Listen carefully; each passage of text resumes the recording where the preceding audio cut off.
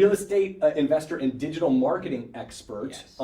Started 3 successful companies, mainly focused on real estate investing and digital marketing. Yep. Started in real estate in 2021, launched and growing the Sunil Saxena. His dad is who you've been working with as well, and being obviously a protege of, and helped his social media and digital marketing stuff grow to over 750 followers on TikTok and 750,000 followers on TikTok and 85,000 on Instagram.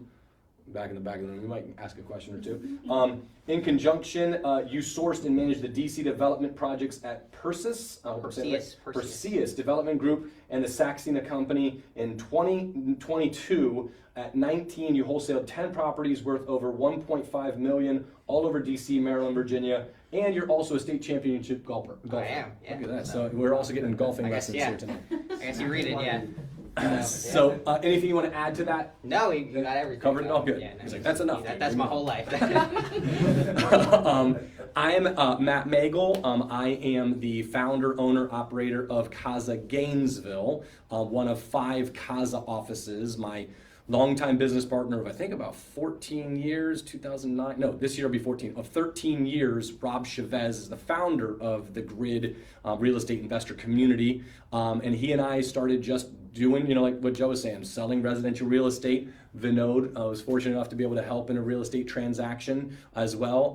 But started in 2008, started our, just being part of Rob's world in 2016, started our own LLC that he owns 50%, Beth and I own the other 50%, called CAZA Gainesville.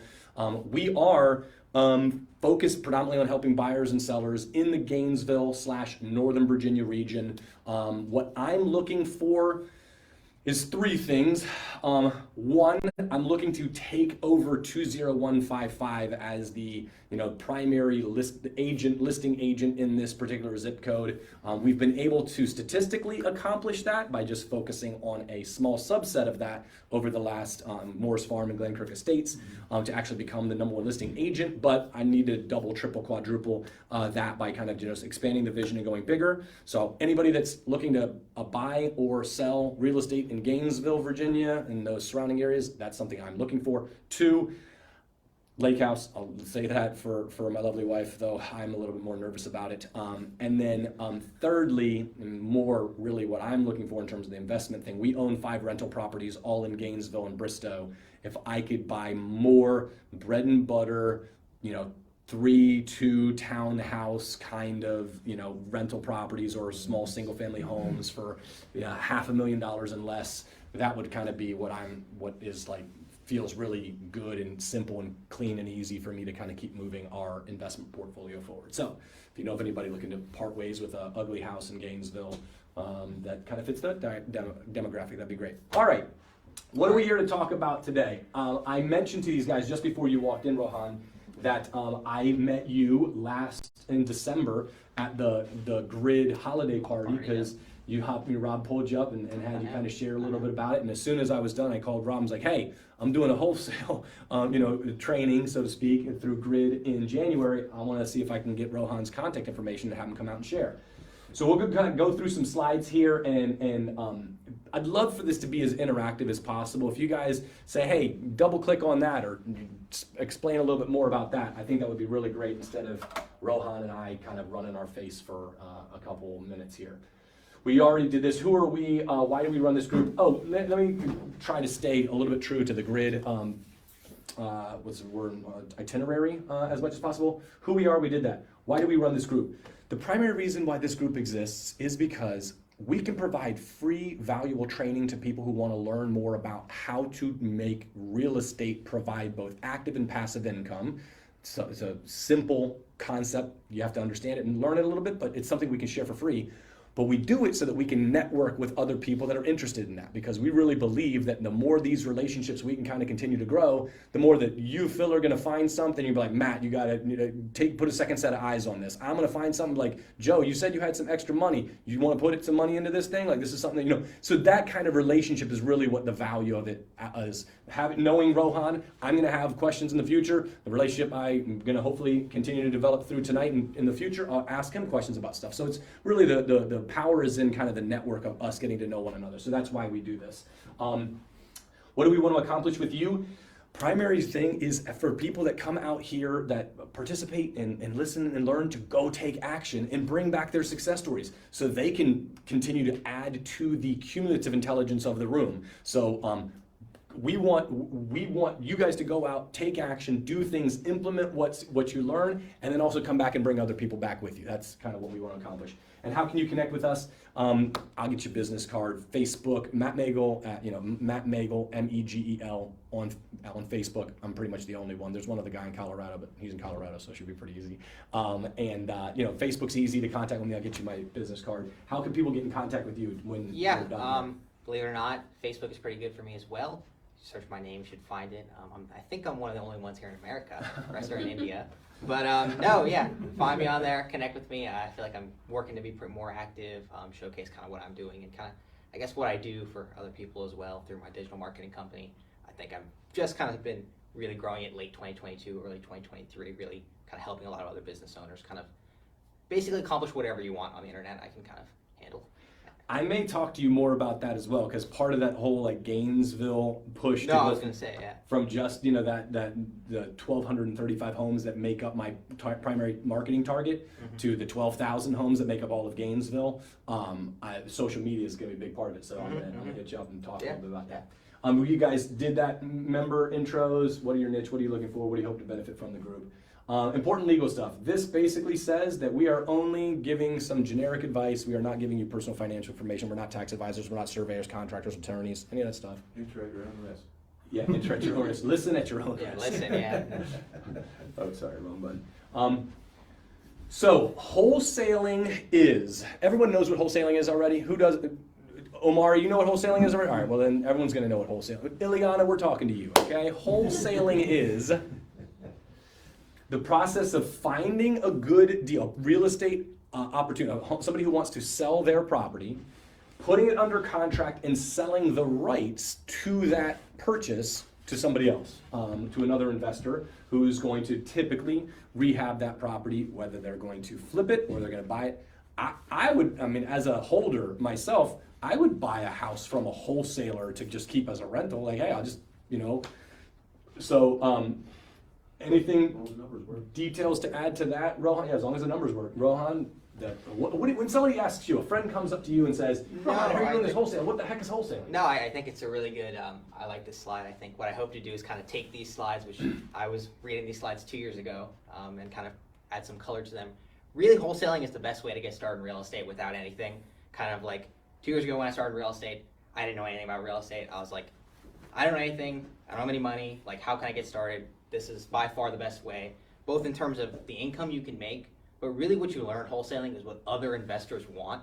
So kind of like you learn what other investors want, so then when you're ready to invest, you know what's a good deal. So for example, like a lot of the wholesale deals I found in my first month, I thought, oh, this is a great deal. And then I would shop to 3 or 4 investors and be like, no, this is not a good deal at all. And if I was an investor and I put my money into that, I would have lost a lot of money. So being able to go through that wholesaling journey, honestly, even if you're want to get into rehab, if you want to get into anything, I would highly recommend wholesaling at least like 2 or 3 deals so you know, okay, this is what someone else is going to pay for it. Because if you know someone else is going to buy it, you know you got a good deal. So that's, I think. You make an interesting point too, because obviously you, Omar, even mentioned earlier, like, hey, I'm looking for kind of like mentors, coaches, things like that. Well, what more organic way to kind of get the inside information about what an investor is looking for than bird dogging, going out trying to find deals, bringing it back, and then being like, no, well, okay, why isn't this good? Well, now they're ready to tell you why it's not good, because they're going to extract the value from you going and finding them a more appropriate deal. So it is kind of a onboarding mentorship option as well when you're just getting started. So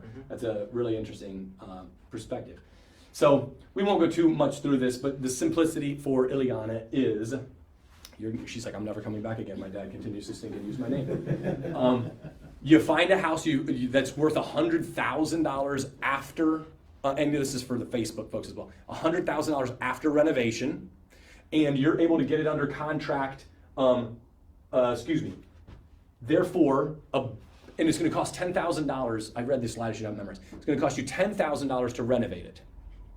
The 70 cents on the dollar minus renovations formula that a lot of investors will rely on, meaning if we think it's worth $100,000 after renovation, we're going to take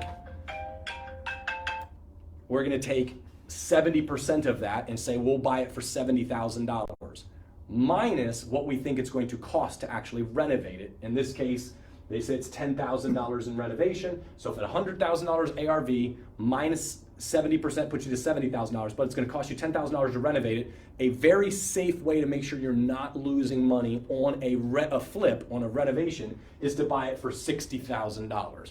70% minus renovations. This is kind of like a tried and true long-term, renovation formula that you can use. Now, Joe, have you seen people do completely different numbers than that? Have you seen people do 85 cents and stuff like that? When the market's climbing up, people get all sorts of confidence. My numbers to come up with a number, don't even do the percentage. So I was looking at the last one that I did. I sold it for $7.15 and I bought it for $4.35. So if I take 60% of $7.15, I should have bought it for $4.29. What was the renovation cost? $135,000. So hold on a second. You said it was It was $7.15? more than I expected. What was your estimated ARV? What did you think it was going to sell for when you bought it? When I first bought it, I thought I could probably get mid-sixes. 650. So 650. Is that with comps? Is that how you? Yeah. Yeah, right. I mean, Yep. Yeah. Use the comps to kind of make that get as close as possible. And I was hoping I can get away with 100 fixing it up.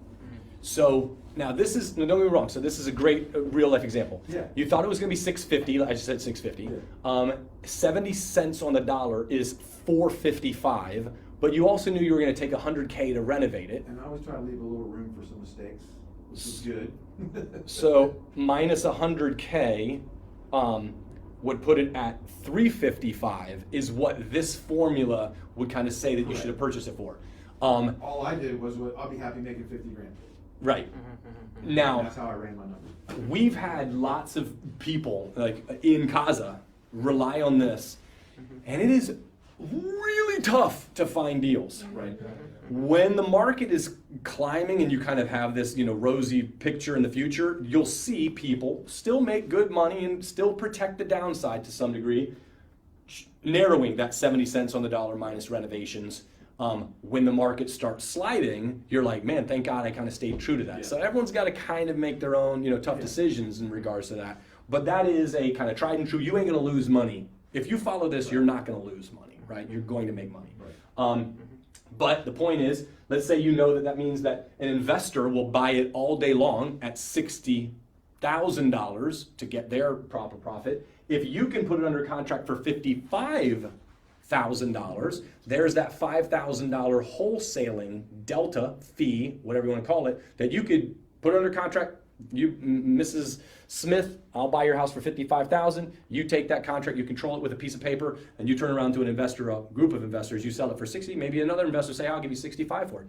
Did you have any of your wholesales have like multiple investors kind of like bid up some of your ask price, or? Yeah, it tends to be that way with a good deal, especially like this is a very highly competitive area in Northern Virginia. A lot of people flipping. One of my deals, it was in PG County. It was, I think, the first offer. My contract price was, this was like 6 months ago. I'm trying to remember. My contract price was $266. My first offer was $270. I was like, oh, let me take this, make instant money. And then I waited a day. I got $275. I'm like, okay, let me wait one more day. And then I got $280. So I just waited 2 extra days. I made like $10,000 just for waiting 2 extra days. And So, was it 3 different investors? 3 different investors. Or did they? Yeah. Okay. It was 3 investors. It was 270, 278, and then 280. So it ended up kind of like being in that little kind of mesh range. Yeah. So, Yeah. So, So, cool. very common. Okay. So that's the general gist of it. And talk about this. The fee is that now they can purchase the property under the terms of the original contract just as you were the original buyer. Gotcha. Okay. So ARV. We talked about this. Is this the whole thing we kind of went through? Go ahead. I'll add one thing to it. Yeah. Kind of where the discrepancy in ARV comes from is kind of understanding the costs that go into that 30%. So there's really 2. There's your commissions and your financing costs. Those are gonna be your big 2. So in my experience, ARV times 70%, that leaves you a 15% profit margin. Just in, I've looked at thousands of these at this point, because you have about 9% for commissions on both ends. You're gonna have, when you buy the property, you gotta pay commissions, closing costs, fees, etc. Same thing on the sale end, you're gonna have to pay, like that ends up being around 9% of the deal. And the financing costs are gonna be your lender, or even if you're using cash, you may have to also bake in some what we call opportunity costs, because obviously you could go put that money in an apartment building or something else. So I like to always put some costs in there. So you have 15%, but you may say, okay, 75%, then you just go down to a 10% margin. But if you're selling a house for 700,000, that's still 70,000, it's 10%. So if you're making 8%, which is like 50,000, then that's where you start getting to, 75, 80, that's kind of why that starts going up. Nice to sell that flip for 65K more than you were expecting. Yeah, well, I put 35 more in it than I Oh, did you? Yeah. There's So always- after I bought it and I started looking at the numbers and I started looking at what I gotta put in it, I was like, shit, I might just break even on this thing. And I said, but my neighbors are gonna love me because I got rid of this ugly house, made it pretty, I'll get better at my craft. And the market just kept going in my favor. And this was in your I made $100 farm? grand. Yeah, this was in your farm too, right? Yeah. Yeah, so. So I walk the by it every day visibility- on my daily walks, I'm like, damn, I did a good job on I'm that. happy you sold it now. Yeah. Yeah. And that's fun too, to like Yeah. be part of the improvement of something like that. Certainly, and especially in an area that you know and love Yeah. as much as you know and love that Did a area. modern farmhouse look, it turned out pretty good. Oh, that's great. Okay, is it legal? I was listening. Did you hear Mark Beckett talking about it being illegal on the Facebook? Mark, who's pulling people's legs. Yes, it's 100% legal. People might be a little bit like, did you have any friends hearing what you were doing ask you like, dude, is this like you can do that? Was anybody skeptical? Yeah, of it's its definitely validity? like, again, I don't know, it's just very weird. More on TikTok, to be honest with you, because Sunil and I post a lot about just doing this on TikTok. Do you call him Sunil? I do now, because the problem is I used to like call him dad in meetings and people would be a little weird, and they told me, dude, you can't do that. So that's all I call him now. That's good. Sorry, So he's you can probably just watching call- this. He's probably like, You can call me Matt from here Yes. on out. but the point being that like, yeah, it's very questionable because again, it's like, when you don't do the contracts right and you kind of mess it up, there's some problems. Again, in terms of this slide, like, again, clearly assignable, that's one huge thing you got to make sure. Again, the good news is even if you kind of don't have a contract, you talk to the seller and again, the seller gets their property sold, so that tends not to be the issue. I will put a PSA to anyone, especially watching on Facebook. Make sure you have an inspection contingency. I'm not sure this was on there. That is a huge, very large mistake. You're going to get sued if you do that wrong. Like Have a home inspection contingency. yeah, and be Why? very Due diligence. very aggressive about making sure you don't go past it. Again, home inspection contingency is basically like, hey, I have 7 days to go inspect the property. I signed the contract maybe today. I have until next Monday to go inspect the property, kind of make sure the house is falling down, make sure it's okay. Then, hey, if it's not okay, I can back out, no harm done. You go sell your property, I go on my merry way. If it's good, boom, I move forward with the property. Do you typically use a 7-day time frame for your home inspection? Yeah, I've greatly experimented with this, and I've just found it takes 7 days because you gotta call your buyer up, they gotta go. The seller may forget something. It may be raining one day, someone doesn't want to go. It's really good to have 7 days. Again, I feel like the absolute minimum would be 3 days.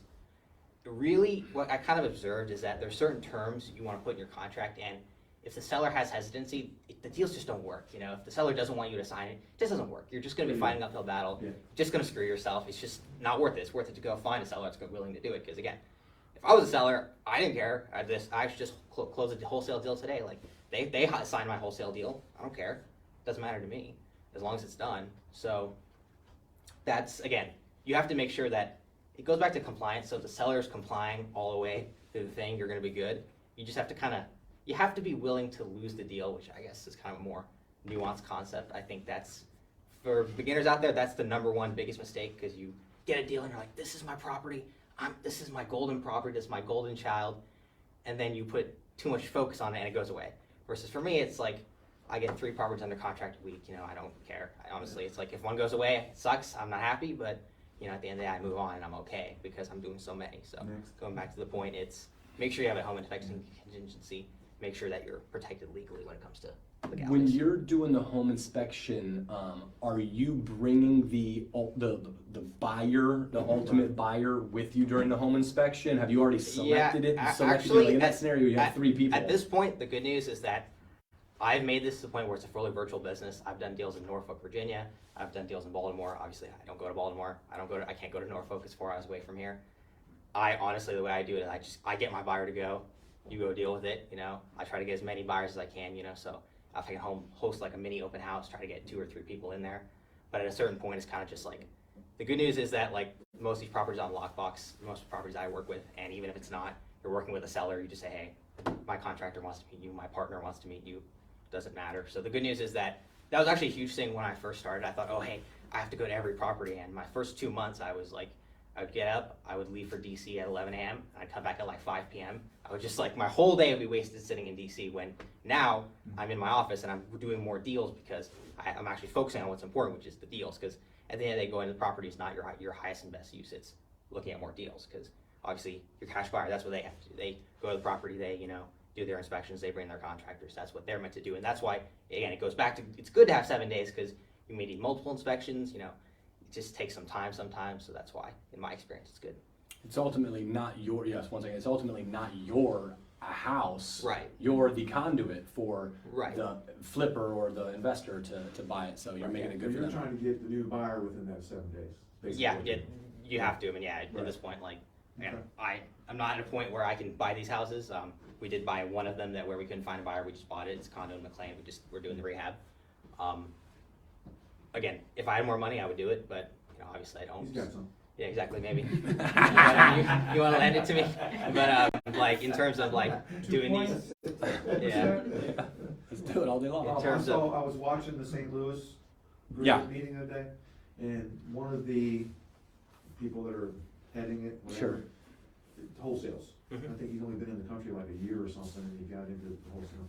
He was really good about, they were talking about, setting expectations Mhm. and what you're saying, the verbiage that you're Yeah, saying. yeah. Mhm. And he was basically saying that he was part of a group of investors. Mhm. I'm not sure which ultimate investor in my group is gonna be the real true buyer. Mhm. Mhm. So you didn't, it didn't sound like the guy Yeah. buying a house and I'm flipping it to somebody else and they made some money. What happened?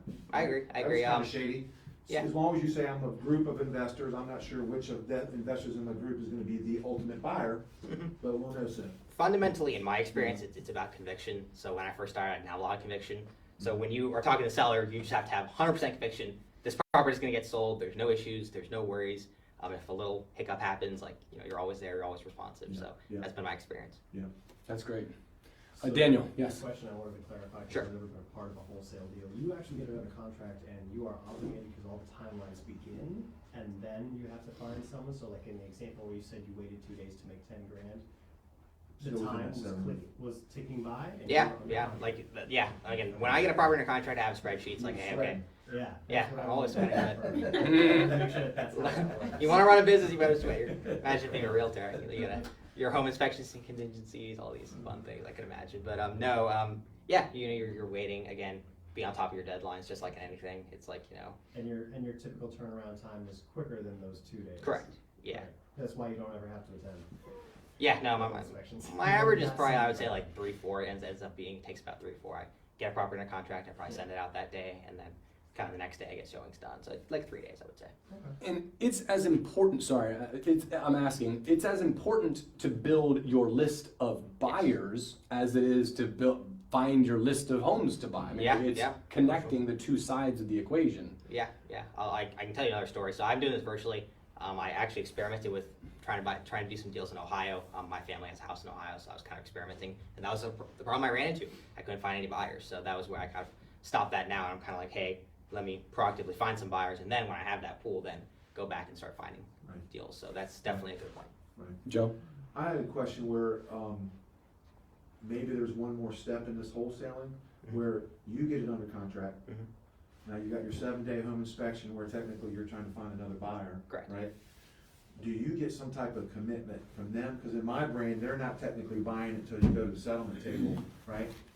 Do you get something from writing in them Mhm. where they're buying Absolutely. Yeah, yeah, yeah. their That's, commitment? I think there's a slide in there. Yeah, you Okay. assignment contract. So again, they sign a contract, and Their their sign- assignment contract doesn't have an inspection contingency. So once you sign, you're in. And of course, like in the Right. contract, obviously earnest money is the ultimate thing. Again, I make sure all mine. It's like you get the earnest money within 1 day. Right. What earnest money is some money you put down. So obviously, when someone's put $5,000 down on a property, they're committed. Their money's there. Right. So that's crucial. Is again, Unless they're willing to lose it. yeah, again, Yeah. A non-refundable deposit typically is how you do yeah. it to the buyer. Typically, yeah. Again, the only The like. end buyer. Yeah, the Right. end buyer, Yeah. non-refundable, no inspection contingencies again. So if they walk, Yeah. you made your money anyways. Yeah, no, we have a deal in DC where that's actually what's happening right now. So And fine. isn't it also like the home seller is not typically, if ever, being represented by anybody, and they don't know everything about what would be a normal deposit. But look, I, home seller, will give you a deposit of $1,000. You're getting a deposit of $5,000. You're like, walk away, bro. Here's your $1,000, and I got 4, and I'll go find another deal. So like, you can protect yourself pretty effectively if you just know what you're doing, have the confidence, etc. It's great. I didn't know if you had just a gentleman's agreement and waiting to get to the closing table. Where, No way, yeah. So the Unfortunate. person that you're buying the house from, that you were buying the house from, shows up at the closing table. Yeah. The ultimate end buyer shows up at the closing table. Are you out at that point? Or Yeah. I mean, honestly, Okay. literally, I mean, honestly, like I So closed they're the deal like, "What's today. the I've guy never I been to the met the property. first day?" No, you're right. I mean, I Okay. closed a property today. I've never been to the property. I've never been to the property. I've never met the listing agent. I never met the buyer in person. Like none.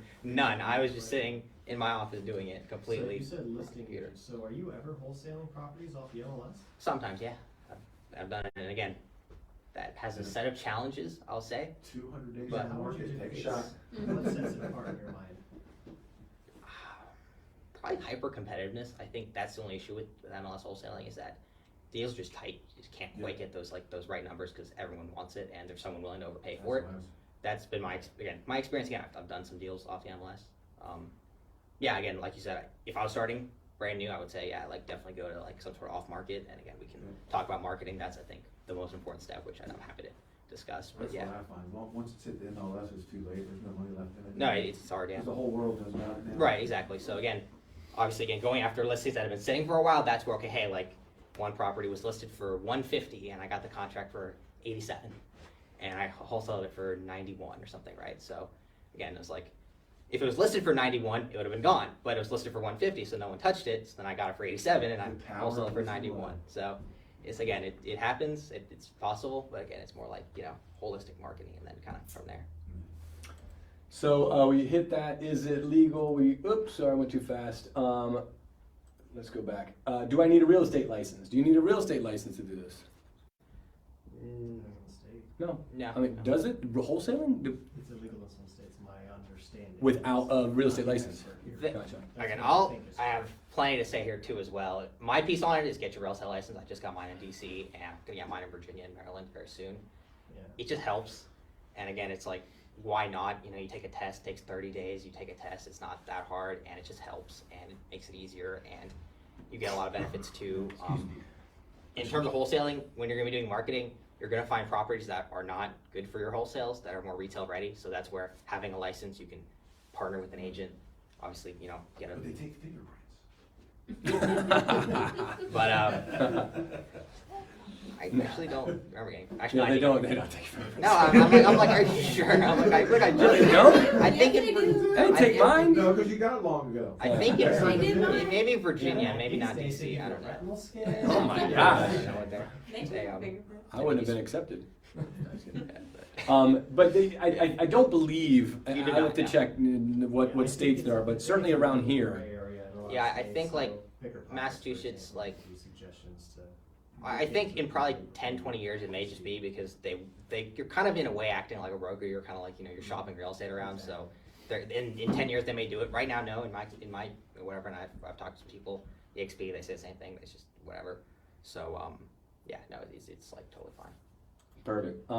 This is an important question. Where do you find your list of you're still working on the Ohio list? Yeah, I'm still. What is working the on it. process you're going through? Because take them I'm from the beginning. How So you find- happy. I was just doing it this morning. So like you said, I like two strategies. Networking is really good. Again, I've been coming to Grid for 6 months now. It's been really good for me.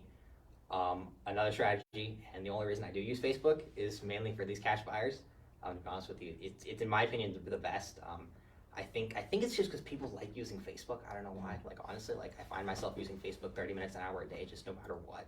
So like versus like people think, oh, professional, go to LinkedIn. Like nobody uses LinkedIn. Like I've never seen anyone on LinkedIn. Like never. So I've seen that Facebook's really good. Facebook groups are really good. Again, that's my Ohio thing. I can show you my spreadsheet. Here's 20 groups I found in Ohio. Here's my post to get buyers, and then you get them, you put it in a spreadsheet, and you're kind of done. And it's like it's not super. What I say is just it's about consistency. Like you gotta kind of always be doing it and always be prospecting and always be kind of like getting the good people on your list and then kind of taking the bad people out. Just kind of like it's kind of a constant cycle. As long as you're continually working on it, you're gonna have a really good list and be really good. And kind of a point on buyers, like the deal's good, it's gonna sell. Like, to be honest with you, that's another thing I found too. Like, it was funny when I was first starting a wholesale, and I was like, oh, my buyers is not strong enough. My buyers is not strong enough, and the problem was my deals, not my buyers.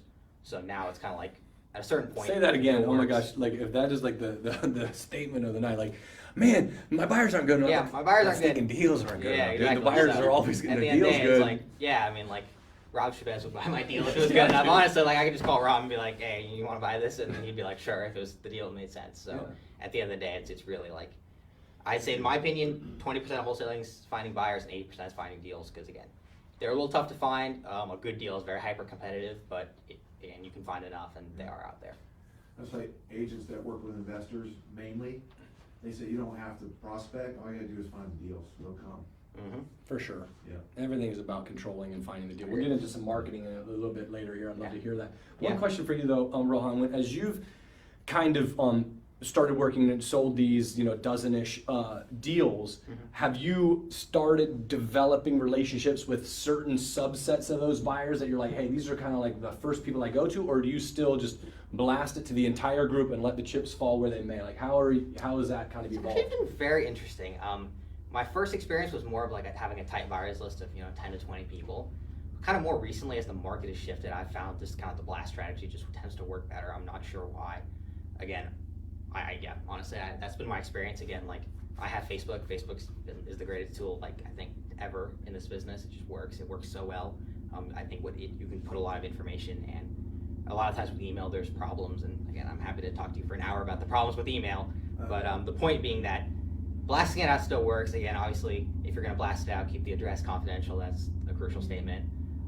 But yeah, exactly. Again, early in my career, and probably when the market is better, it tends to be like a title list. But I think when the market's kind of poorer, it tends to just kind of be like, you get it out there. You need more Whoever eyeballs. You just need more eyeballs. Yeah, exactly. So. When you do it through Facebook, are you telling people to like DM you for details, or what's the call to action? What are you asking them to do? What I do, and I think a lot of people make this mistake, is they kind of just put, I have a house in Gainesville, Virginia, who wants details? Like, no legit person's gonna sit there, DM you, get all this stuff. It's like, put the stuff there. Like, I put the address, I put the bed bath count, I put the square footage, I put the comparables, I just put everything. You said the address, or I thought No. you said Oh, sorry. I put Okay. the zip code or I put like neighborhood. I or put something? like An ARV, yeah, exactly. right? With What some it's gonna cost comps. to renovate it, Yeah, with some what comps. you got. The Gotcha. only issue with renovation costs is that I've seen them be highly different. That's the only one I wouldn't put, in my opinion. Comps I think are great Everybody because else does. comps are comps. Again, I don't love putting renovation costs, but again, I've seen Yeah. people do it. But yeah, again, I think putting ARV, putting comps, putting bed bath square footage info. What I do with the address, I just put like 800 block of this street in Gainesville, Virginia. So that's all I would do. And again, once the information out there, like, people can make that decision, and it actually helps you because the less people reach out to you because they're either like, this is a deal I want, or I don't want this deal. And you can kind of like, you have less people to reach out to, which kind of helps you out too. Do you give them your asking price, or do you kind of say, make your best offer? Yeah, I always set an asking price, and kind of like how I offer is I offer 75% ARV minus repairs and then minus 3% wholesale fee. That's how I've offered. So I always kind of like, I put my 3% as my full fee, right? That's kind of like, whatever, maybe 10, 20K, and then obviously again, everyone negotiates. It's kind of, when you're putting asking, you should definitely put it high, just like in real estate. Everyone negotiates like 100% of the time, so it's definitely good to do that. There is some power to pricing low though. That again, I don't know. My experience has been Our exactly, side. maybe your side, but Yeah. in my experience, it's always been price high, price high, price high. People will negotiate you down, and then you have some room. It's like, You know what you might, you're not wrong. When you do price high, you will by default create a response of kind of negotiating down. What I would be interested to have you do, Rohan, Sure, when you yeah. find a deal that you think is one that maybe you're like a little more cavalier about, maybe I lose it, maybe this one doesn't go so well, but like let's roll the dice and learn something through it. list it a little bit lower with the huge audience. I'm talking about the blast, not the small group. I'm talking about the big audience blast. List it a little bit lower to create that effect of the Bidding war. 260 to 278 or 270 to 278 to 280 and just Yeah, see maybe what right. kind of Yeah, happens. maybe you're right. Yeah, maybe you're right. Actually, it's a good. The auction effect, I think, can Yeah, kind of maybe, create some of that maybe. momentum. So, I mean, don't get me wrong. No, it's Don't good. take my. I have never done it. I've only done No. it in residential real estate No, sales, again, and I do it well. I'm always But, learning, so maybe yeah. that's maybe that Just be would curious, work. and I'd love to get. If you do it, I'd love to hear how it goes. Well, I have a question before you. Yeah, move please on. go ahead. On the comps, do you typically work with someone like a realtor to get the comps, or do you just kind of do that yourself? I really love that question. You just can't, to be honest with you, because it's like it's a little difficult for the realtor because like the deals are a little tight and it's kind of tough for them to get paid at times. So it's just like, again, in my experience, comps has not been that hard. It took me a month to learn. Again, you could just watch 10 YouTube videos on it, you should be able to figure it out. Again, the good news is it's not super difficult. Again, You're not going to Zillow, are you? what's wrong? I'm more a Redfin guy. And, oh my god. I'm trying to, I shouldn't even said the word myself, I'm trying to cut it out of everybody's vocabulary, because that's the only way they're gonna go away. Yeah.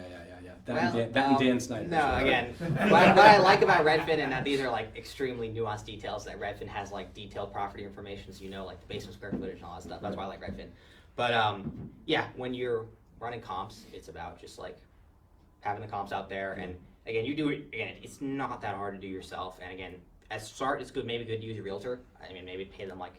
I think the first wholesale deals, I think I used a realtor and paid them like $1,000 referral fee or something to do the comps for me, which again, I don't think that's horrible. Doing your So, yeah. getting your license though, as you've started doing, or you're in the process of doing, or I've you've done it in completed? DC, yeah. In DC. Been in DC, yeah. Have you? Do you start using like the Bright MLS for DC now Yeah, to yeah, kind yeah. of do comps, Yeah, or are you still definitely. okay? That again, in my experience, MLS has been is the greatest. Is Yeah. really good tool for running comps. Yeah. Again, how I started, I've done them on Redfin. You can do it on Redfin. It totally works. It's like if you Except, I don't. don't think Redfin shows that there was any, closing cost assistance. It doesn't. But as a wholesaler, do you want to know that either? Does it really? You're like, that doesn't help me. Appraisers, it makes a difference to them, Does it? right? Yeah, but and in the hopefully your buyer list is a cash buyer. It's not going to be having any sort of an appraiser, or if they are, they're looking at the scope of the deal, not necessarily the bank's protection as an appraiser would. You don't want So the you can- buyers to know that. Yeah, you can do it through Redfin. Joe's making an interesting point. There is seller subsidy, closing cost Yeah, help, no. whatever it might be, that you can see on the Bright MLS. You can't see it on pretty much any of those other sites. Correct. But for the purposes of running comps, you like don't really want to know that. Yeah, Like, yeah, I agree, and it kind of goes back to another lesson. Like, it's better to do kind of a quick analysis and get it done than like Right. spend 3 hours So, running yeah. comps. It's really Analysis it's paralysis. kind of just like Yeah. again like if you say it's 240 and someone else thinks it's 250, like that's like so like nebulous. Like how can you really you never know in a Just give me my market. 10 grand. Exactly, it's like it's kind of like for ARV comps, it's kind of like it's where it ends up at. And again, there's many ways to do it. And in my experience, if you don't have MLS, go on Redfin, watch 10 YouTube videos, you'll figure it out, and it's super easy. And again, it teaches you a lot too, so you'll know how to analyze deals. You don't have to wait for a realtor as well. Do I have to buy the property if my buyer fails to perform? How do I protect myself? You already talked a little about your home inspection contingency as a particular out. This is another good. These are really good questions. I was reading these slides before, and I'm like, I have so much nuance to say. This is kind of a gray area. It can become a problem if it doesn't work. This is where having EMD is a huge thing. What I put in my contracts is that in my contract with the seller, there's a line. It's called in event of a default, sole remedy shall be earnest money. Now again, I'm not a lawyer, but that's a really good line because what that means is if you default on the contract, you lose your earnest money. But if your earnest money is $1,000, your end buyer is $3,000, they back out, you make $2,000. Oh no, not the end of the world for you. So that's how you kind of avoid this because again, a good contract, yes, gives you the right to terminate it at any time. Absolutely. That's gonna be a little difficult to get. Sometimes you can't just be like, oh, one day from closing out, I don't want to do this deal anymore. Bye bye. Like that's gonna be a little difficult, but. Can you clarify that earnest money arbitrage again? How does that Sure. function? So on, Like, for example, like a contract with the seller, you're gonna give them $1,000, right? Okay. I give you $1,000. With my buyer, I say, hey, I want $5,000. So now you have $5,000, and if the deal goes away, So it's a separate document. right? If the deal goes away, your buyer flakes on you, whatever happens, the seller gets their $1,000. You take the buyer's $5,000, you get $4,000, and you're still okay. But yes, it's a separate document. You've signed Correct. a purchase contract with the It is correct. buyer and the seller, with the seller, and you've signed a assignment what is is there Yeah. what's the name of the assignment Yeah, it's contract? called an assignment contract, and in the assignment contract, something you have deposit. So And Right. how Yeah. often do the sellers push back on a $1,000 EMD?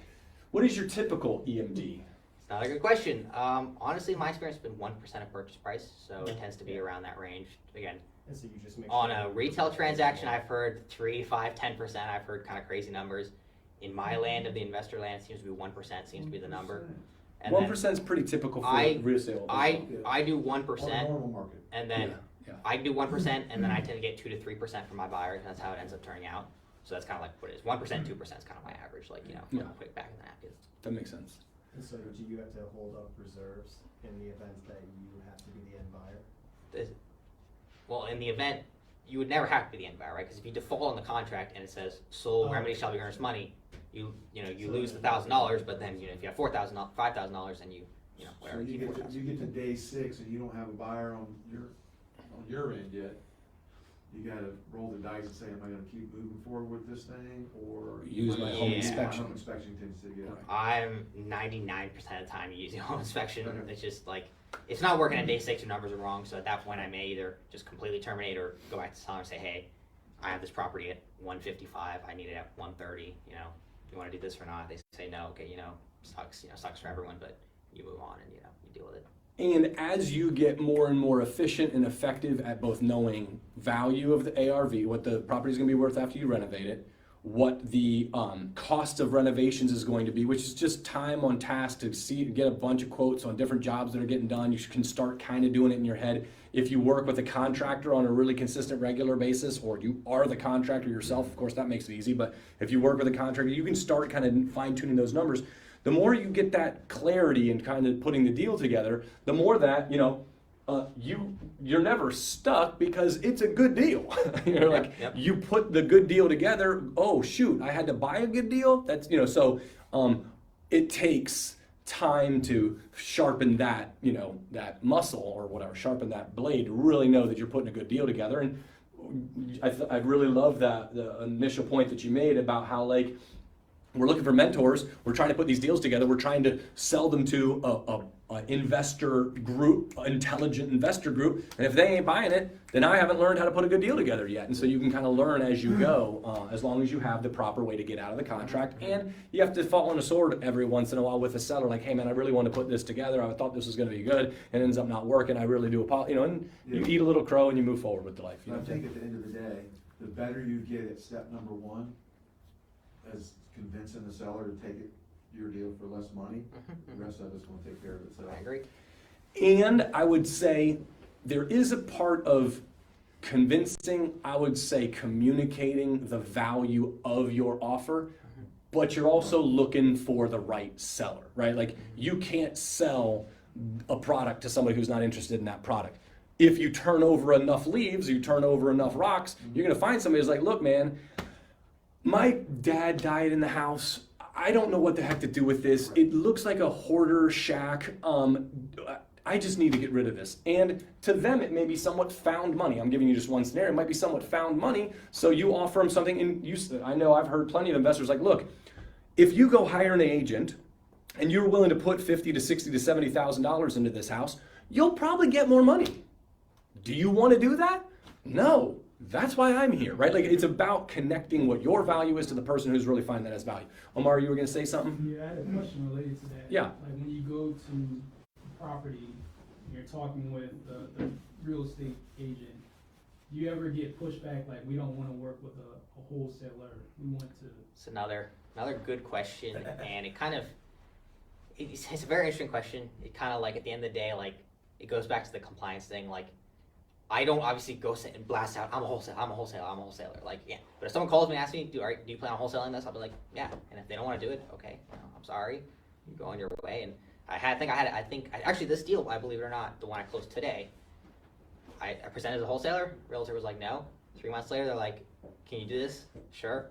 Deal's at the table today. So that happens. And it's like, again, it goes back to, as long as you're running a tight ship, as long as you're kind of being transparent when you need to be transparent, again, you don't go blasting your wholesaler, you don't need to do that.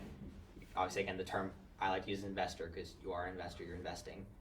And again, it's like you're out there, if someone at point blank asks you, yeah, you say it, but if they don't ask, you don't say, and again, there will be pushback, absolutely, but you deal with it, and again, if it's a situation where you have to kind of clarify, you have to talk to the realtor, maybe they don't know, sure, again, most of the time it's because they were burned by a wholesaler, which is, again, happens sometimes, but again, that's where it goes back to your conviction, saying, hey, this deal will close if you give me the right numbers. So again, is there pushback? Yes. Can you deal with it? Yes. But again, it goes back to the first principle.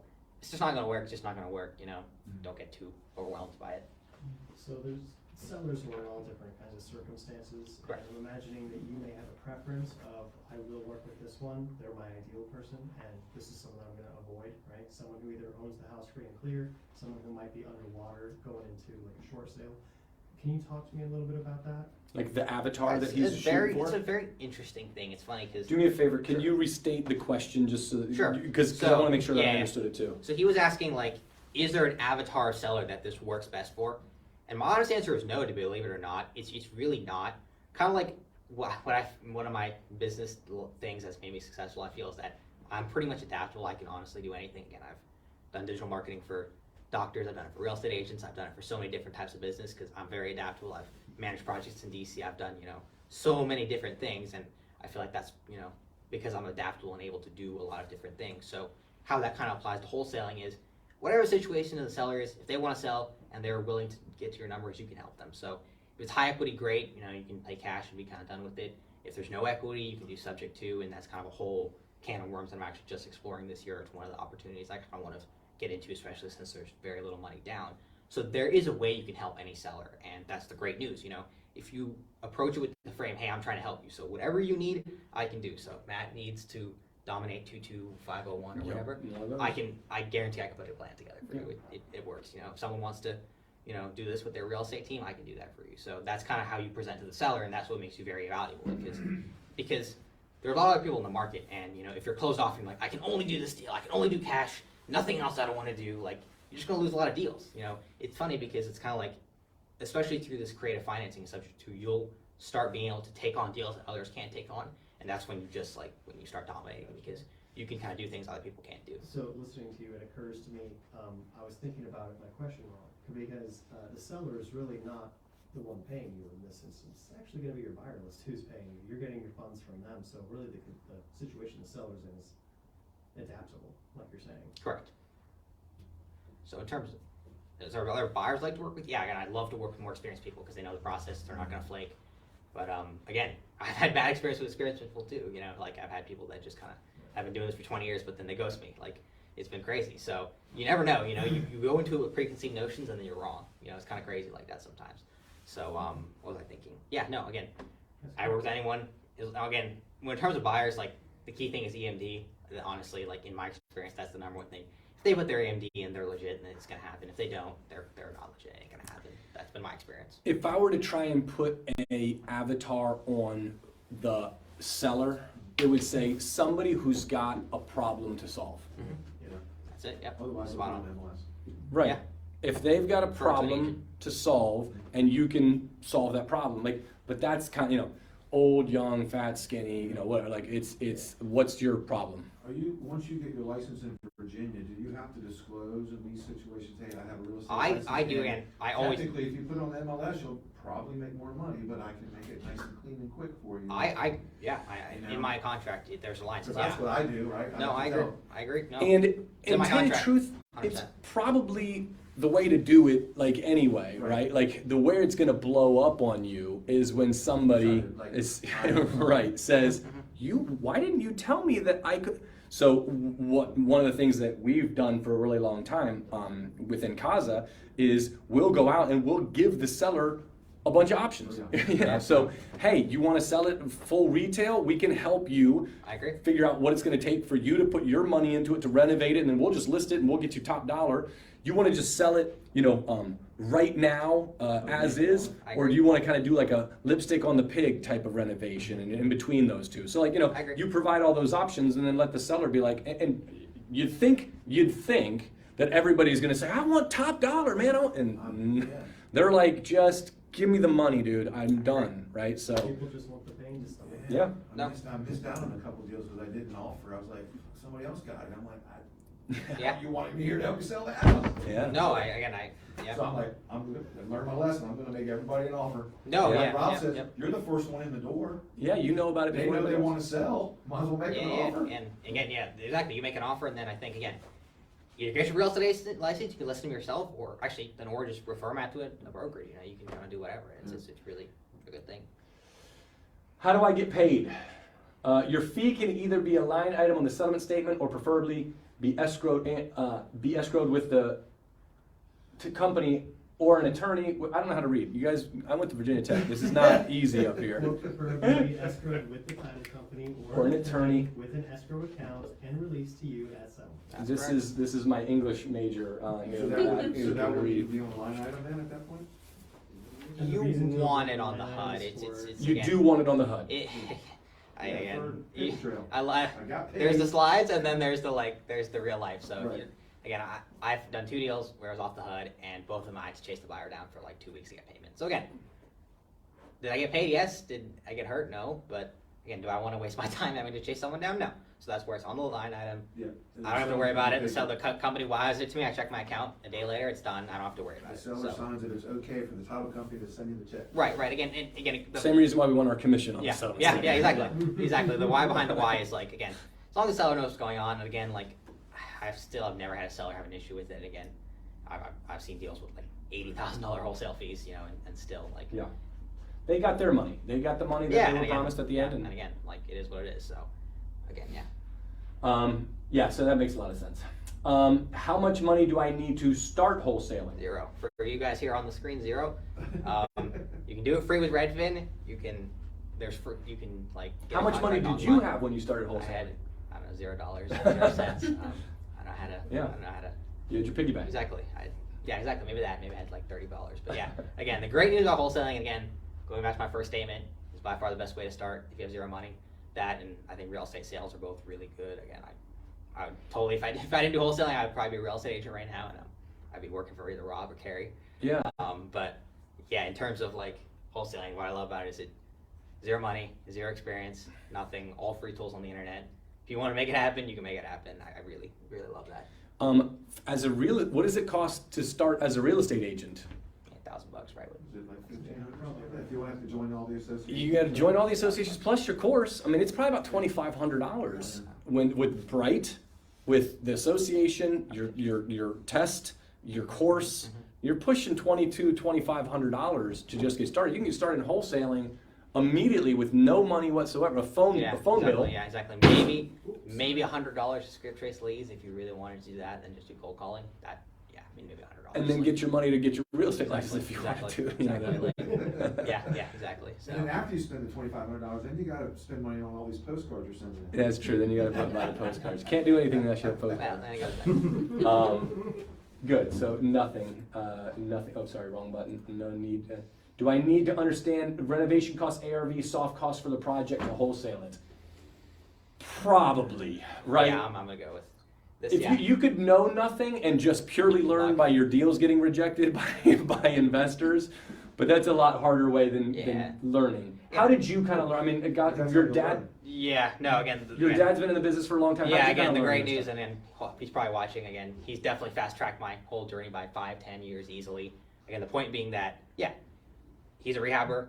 I'm like, oh, I want to do what you're doing, but then I'm like, I don't know, 50 grand to go put into rehab. So I'm like, what can I do? So then I got into wholesaling. But again, how did I get into wholesaling? How was I good at it? Because you got to understand the ARVs, you got to understand the renovation costs. Again, the great news about wholesaling, especially with residential real estate, there's only a few numbers. There's ARV, rehab costs, and literally 2 numbers that you have to calculate. The rest is a formula. That's the great news. It's funny because I know a lot of people in the commercial space and actually do commercial wholesaling, and that's a whole new thing. Cop rates, this, that, okay, yeah, you're gonna need some serious knowledge. But this, it took me a month to learn on YouTube, watch 20 YouTube videos, and you'll be able to figure it out. Like, it's not. So your dad buys all your deals? No. Has he bought any? He's bought one. Or no? Was the one that you we rehabbing together? You're doing with Yeah, that? we're rehabbing that one together. It's a small condo. Has he bought any as a wholesaler? No, I don't. No. That's cool. just kind of been doing it myself. Is that just a rule that you have? He's not on your list. I don't blast it out to Dad. Yeah, He's gonna have to join the Facebook group in Ohio. If you want the truth, I mean, the truth is he's too advanced now. Again, he's doing unit condo conversions. So that's the whole thing. Actually, that's how I got started in kind of analyzing condo conversion. So that's, you want to talk about condo conversion, they can do a whole class on that. I love that actually. That's a fun. That's August. That's a fun topic, and it actually goes back to wholesaling. There's ways you can make, now we're talking, 5, 10K wholesale fees. You can make 50K, 100K, 300K wholesale fees off commercial transactions and condo conversions. It's actually a really interesting topic, and kind of, it's a very interesting topic. So that's a whole separate thing. But anyways. How do I handle settlement? We kind of talked about this. Joe was like, do you go? And then the other person goes. Frankly, I mean, this. We don't even go to, we're not in the same room anymore at closings nowadays. The buyer went and they did their Settlements. the sellers are doing theirs. So oftentimes they're not even interfacing with each other. I would, and again, another small point, I would recommend having a split settlement, I would probably say have I don't know, actually either one signs first, but I prefer split settlement. Typically the sellers have to sign first unless it's the same day and they happen to just be signing at 9 a.m. and 11 a.m. That doesn't matter so much. So but normally sellers. Sellers can sign a couple of days in advance oftentimes compared so, to the buyers. Yeah, so again, I would definitely prefer split, and again, I don't Easy think to enough. this day I've been to a single one up to 10 deals. So title company generally kind of taking over for you, telling them when to show up. Again, that's another great point. Have a good title company. Oh my God, I think I've done transactions with 4 different title companies, and 2 of them have put a lot of jeopardy and a lot of stress in my head by their ridiculous antics. Highly recommend finding a good title company. Again. We've got a title company Yeah, joint right there. I was venture gonna that we say, gotta you get got you one right connected there, with. right there. Yeah, so Well, I know. I'm promoting for that. And I already got one, unfortunately. No. They tied up my joint venture. They're like, come here. I'm like, okay. That's smart. I guess I'm there now. So It's good. They're good though, luckily. Should I pull title on the property? Yeah, 100%. Again, there's What is just Yeah, for, sure, what is sure. pulling title? pulling title again is they pull the lien certs, any sorts of documents off the property, make sure the deed's right, make sure again all the stuff's right. Again, you never know. There's always problems, and again, it's the title company's pretty cheap. Again, I've never had any issues with the title companies charging too much, and they always tend to be pretty economical, and they're well worth it. And again, if you're paying the title company in total, you're not paying the title company. The buyer tends to pay that stuff, so it's super economical, and you do want to pull title because again, it's crucial to kind of keep the chain. And I mean, it'd be really nice to make an offer and tell them you'll pay for their closing costs too. it's funny because it's kind of funny because. It's all how you word it. Yeah, in my experience, it's been better to put that on the purchase price. Honestly, go higher purchase price, and people just don't notice. I don't know. It's been very strange to me. I don't know. This is my experience. For them, would they prefer it? I don't know. If they net the same, yet one is a 240 and one's 237, but obviously 237 you're paying closing costs, or 240 split closing costs. I've always found it be better to do split closing costs, and in terms of your end buyers.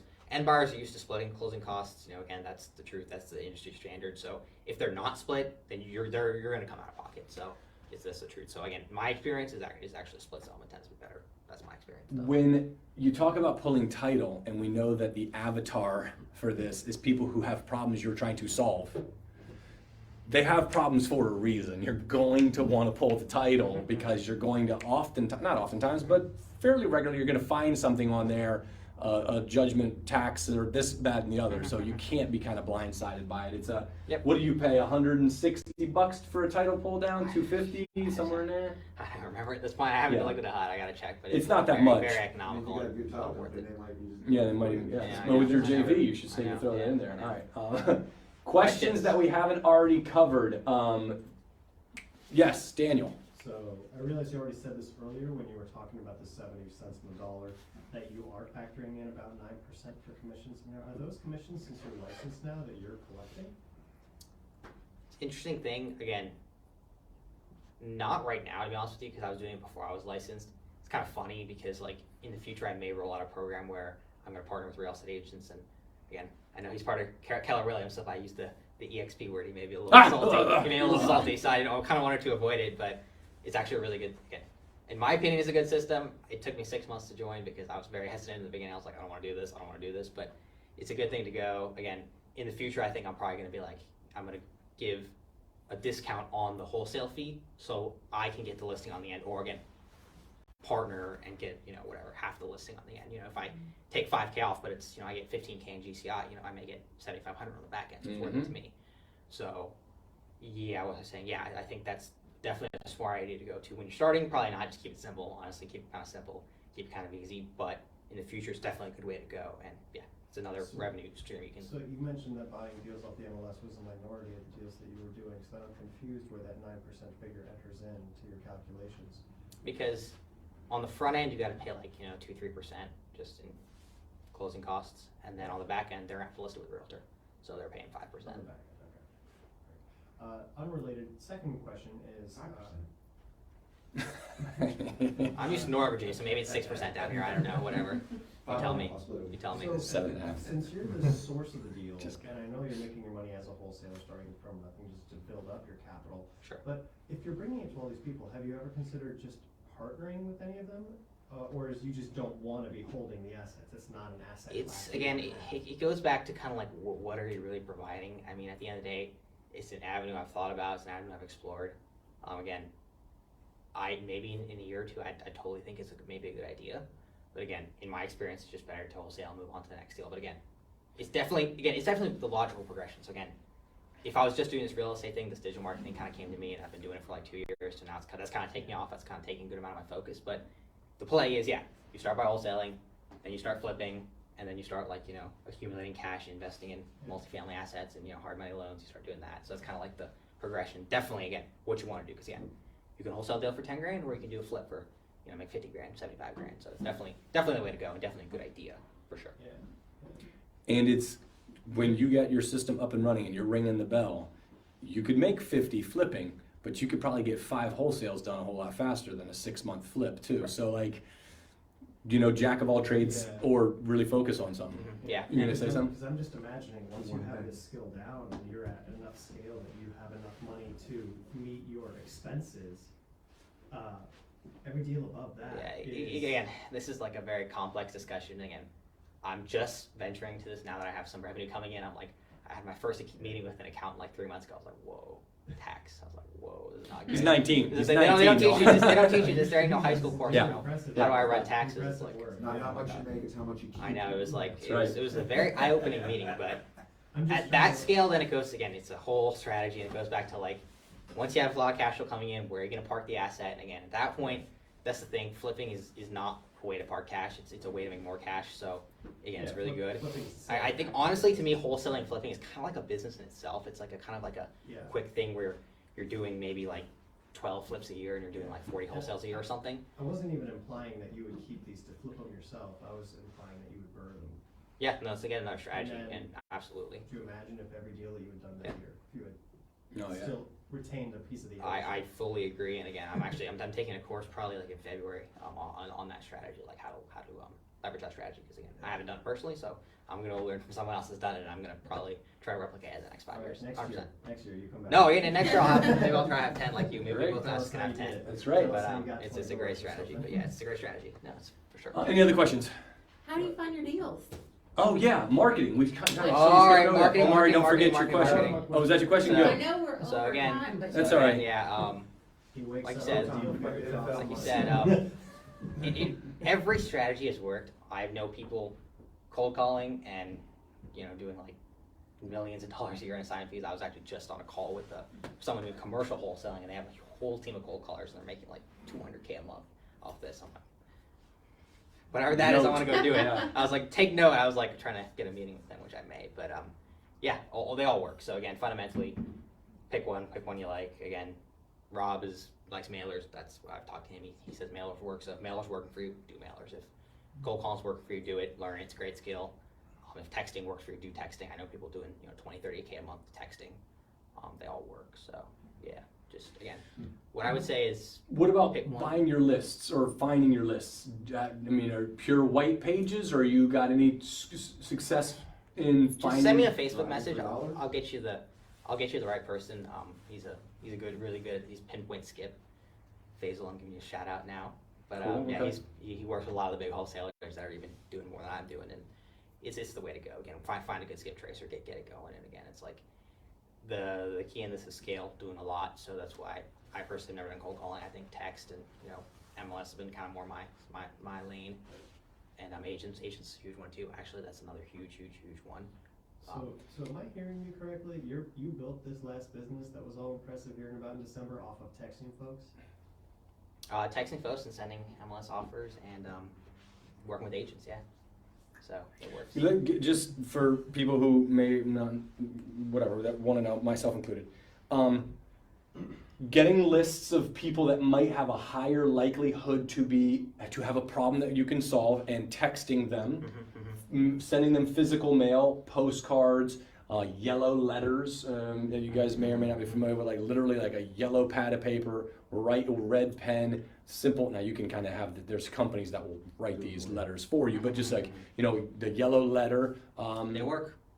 So physical mail, networking, making sure that everybody that knows I buy ugly homes, you guys seen the bandit signs, well, let's put bandit signs out there as Agents an are option. really, really good, yeah. Again, I know. Agents. Yeah, What do you Yeah. what do you say to an agent, or how do you Again, how I learned about the agent strategy was a good friend of mine, Matt Fullerton. He kind of, in February of last year, was like, told me about this wholesale thing. I was like, whoa.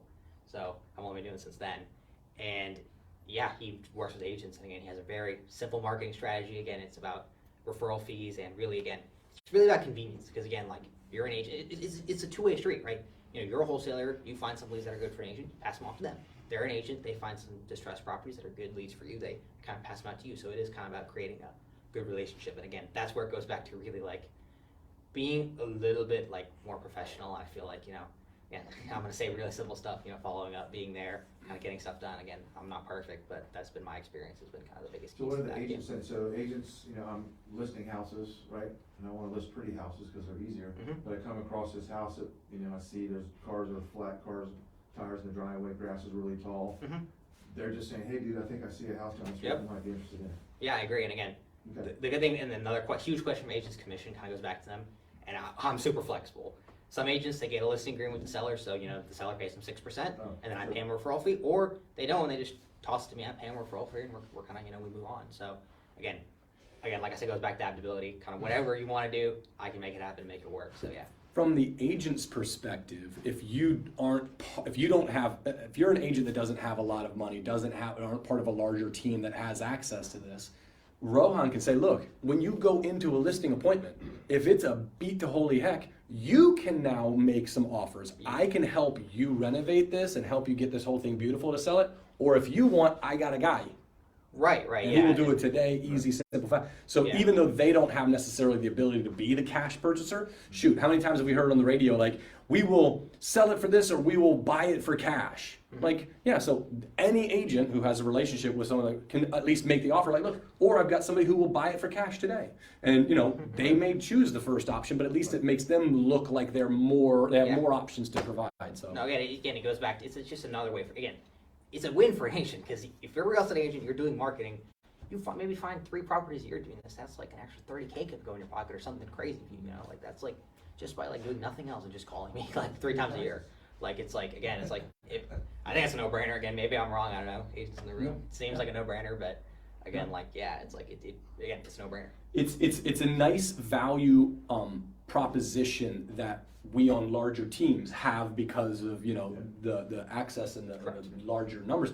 But if you're a solo agent, it's something like, yeah, I'm sorry, I don't have the ability to do that. No, I do have the ability. Yeah. As is offers. Yeah. Yeah. So it's just a nice thing to add. There you go. Any other questions? All right, if you guys will do me a couple quick favors and we'll get out of here. Please make sure that you are a member of the meetup group. I think you maybe all are, but the CAZA Gainesville meetup group, make sure that you're a member. If you will come back, and if you're going to come back on next month, oh, I should know, what is next month's topic? I'll send it out, but it'll be on. I'll update the grid CAZA Gainesville soon, so you guys know what it is. We're going to be going through the entire grid kind of itinerary this year. But if you'll also tell somebody about this, bring them out. I'm going to be here every single month, come heck or high water, teaching, training, networking. What's up? I'll be here. Dan as well. I've got your commitment on I that. should have brought that guy that I met today at lunch. Yeah. So anyway, RSVP to next month's meeting. Oh, and of course tonight, make sure that if everyone meet Omari, everyone meet Joe and Phil, and everyone meet one another, exchange contact information, get out there and find some deals. Thank you.